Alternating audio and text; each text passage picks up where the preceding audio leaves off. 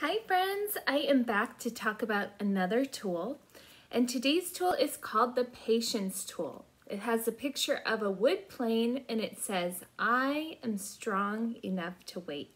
And the hand gesture goes like this, like you are using a wood plane to smooth out the bumps.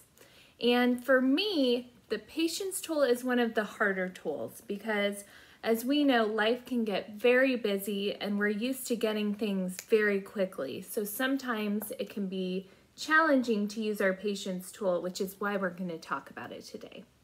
So the way I like to think about the Patience tool is like this wood plane here. I like to think of some of our feelings as the bumps in the road that we hit when we are going through life. So when we are feeling those big feelings like sad or overwhelmed or frustrated or even worried or angry, we have to use our Patience tool in order to get through them.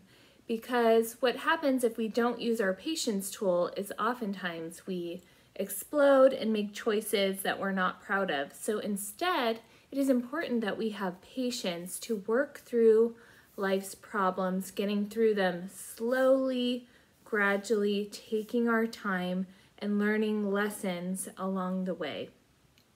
Another thing I like to think about when we're talking about the Patience tool is why we need it in that moment, because I know patience is hard, but there's always a purpose for it.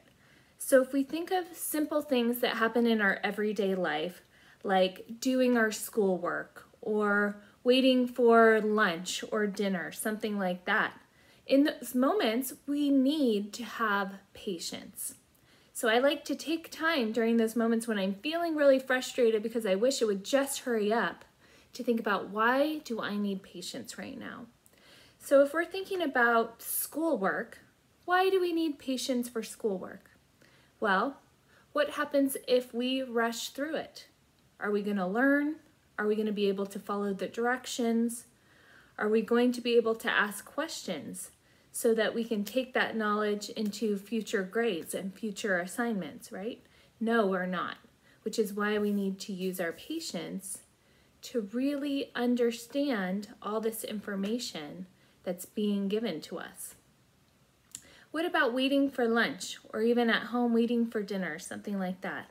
What happens if we're not patient? Well, besides maybe getting more frustrated, our food's probably not going to taste very good. We might annoy people if they're helping us to get the food.